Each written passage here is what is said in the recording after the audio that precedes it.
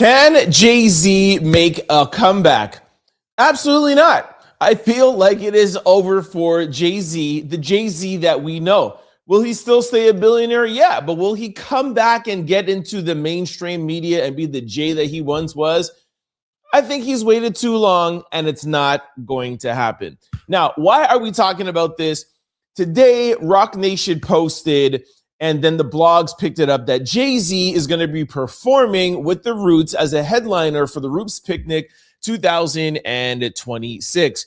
Here is the official poster. Now, we've been talking for the past couple of weeks about Jay-Z, Reasonable Doubt 30th year anniversary, and if Jay-Z is going to release a new album. With that conversation has come from a lot of bloggers. This is Jay-Z trying to get his name back in the good graces. This is Jay-Z trying to come for the people that have come for him on YouTube and on social media for the past year and a half. We know that pretty much DJ Academics has been the loudest voice. I would say him and Tasha K.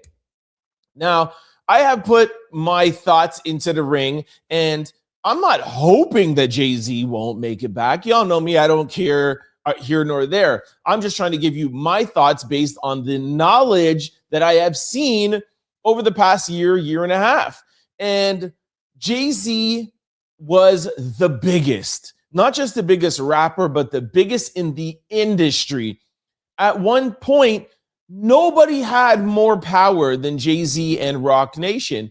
And Jay-Z slipped and lost some of that power when he made the move against Colin Kaepernick and got into partnership with the NFL. Now, I'm going to play you a video from Van Lathan.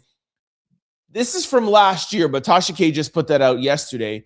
And this just goes to my point that I'm going to talk about for the next 10 minutes on why I don't think that Jay-Z can come back. And I'm not saying that Tasha K or DJ Academics could bring down Jay-Z, but the fact that we are in an internet era and we're no longer in an MTV BET era, we're in an Instagram, TikTok, social media, opinion-based game.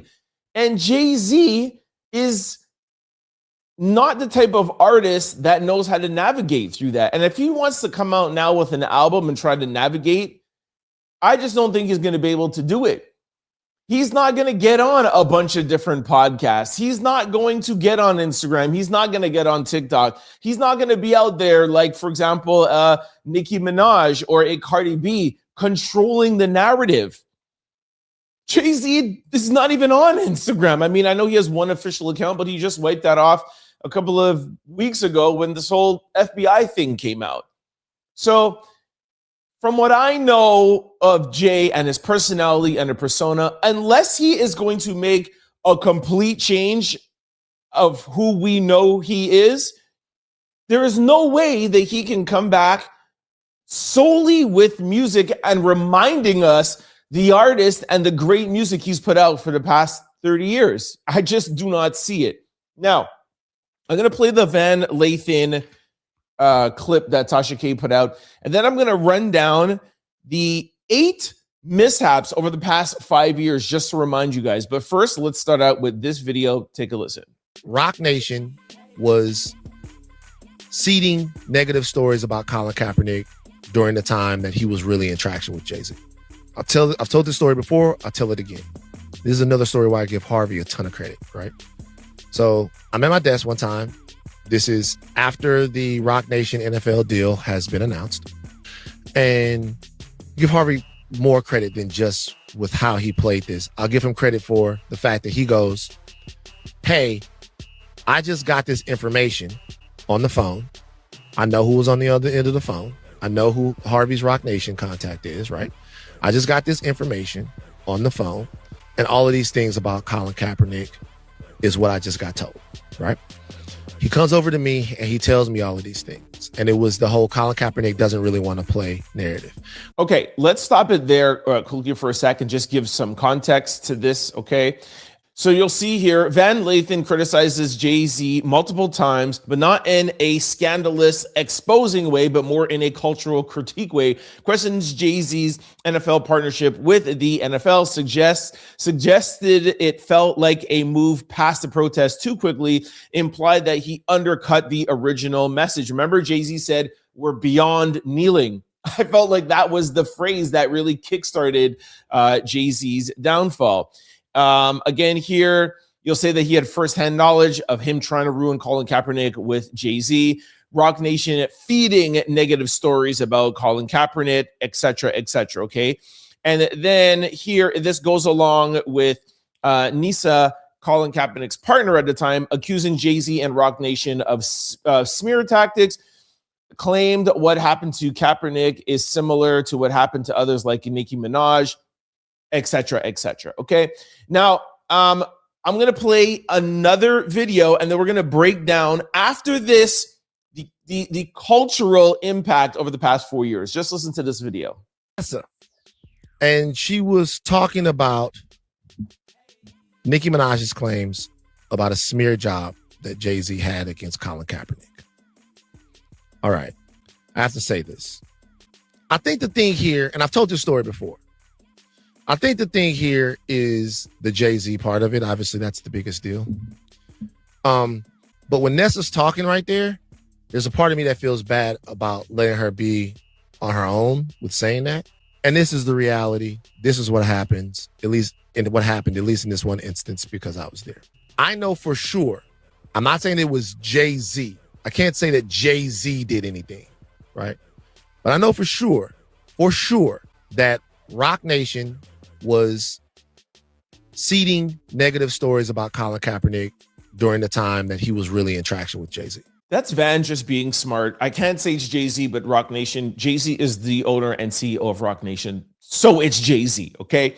So now we have, to me, my example of what the cultural moment when Jay-Z made a mistake, okay? After that, we have heard, I was about to say rumors, but it's confirmation, Desiree Perez being the COO and running Rock Nation, and she was a snitch and a federal informant. Desiree Perez's daughter has accused Des of lying on her to try to get her divorced. She has put her into psychiatric wards and lied to doctors to try to keep her away from her husband. There's what we all know, Ramir, Jay-Z's alleged son. We do know that he's lost court cases, but we also know that Jay-Z has refused, after all this time, to take a DNA test. I feel like that was another big cultural moment. Okay. Oh, sorry. I skipped past the snitching federal informant. That's a huge cultural moment. So Ramir, that's another moment because of who and the age of Ramir's mother would have been at the time if Jay-Z was the dad. She would have been 16. So this is what people are saying. All this time after like 10 or 15 years, you can't just take a DNA test. What are you afraid of? Then there is the casino that Jay-Z lost. Or not, I shouldn't say the casino, but the bid for the casino that he lost. Again, this is an impactful moment where we have never seen Jay-Z lose. Jay-Z stopped being a quote unquote rapper, going to the starting to Rock Nation, Brooklyn Nets, building the arena. We've never seen Jay-Z take L's.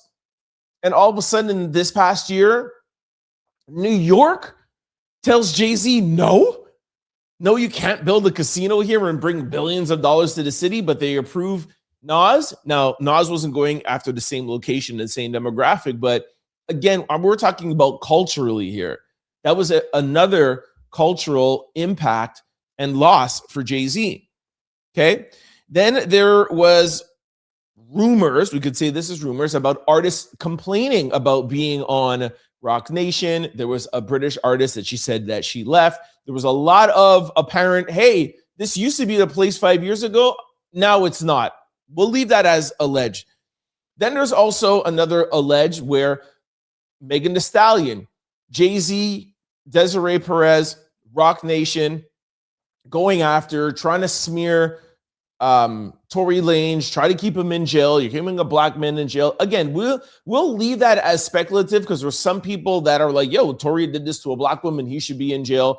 There's some people that don't believe he did it. But again, that's just a cultural impact of Jay-Z. I mean, Tory Lanez's father called him out literally like the day that he got sentenced, right? So again, that's another cultural loss for Jay-Z. Don't forget Jay-Z, Marcy Projects, Reasonable Doubt, the guy from the hood, the bricks, the this, the that. What happened to those lost bricks? We don't like you. And the fact that he's coming to celebrate the 30th anniversary of Reasonable Doubt, which is a street album, and then you have these cultural losses, and then you're not on Instagram talking about them. You're not on these blogs. It's going to be hard to have people forget about these things. Then there is some of the most recent and most damaging. There's the Jane Doe with Tony Busby. Now, again, we all know that that was pretty salacious. We all know that Jane Doe was saying things that really didn't add up. But again, it was implied that he had something to do with the Diddy scandal. So yes, this one may have been salacious, and I don't even remember. It was thrown out based on some legalities that Tony Busby didn't do correctly, but it brought him closer to Diddy. We all know that they were close, but it brought him even closer to Diddy. Again, culturally, that was not good for Jay-Z, even though that case never went anywhere. And also, just to be fair, that case was civil. It wasn't criminal. Okay. Then there's the most recent, the Epstein files. And again, we all know, we've talked about this at length. Was he technically in the files? No, it was a 1-800 hotline that anybody could have called, that anybody could have said anything. It wasn't investigated. But again, culturally, it's Jay is in the Epstein files, attached him to Harvey Weinstein. People went out online and started looking and seeing Jay-Z and Epstein being best friends, I think in Cannes or in LA, promoting a movie, saying, this is my good friend. Don't ask him about Trump. You're like, what? He was so close with Harvey Weinstein? So just in the past year, we have been reminded of how close he was to Diddy, who's sitting in jail, Harvey Weinstein, who's sitting in jail, and of course, we'll never forget the relation he had with R. Kelly. And I'm not saying he did anything with those three men, but I'm saying culturally.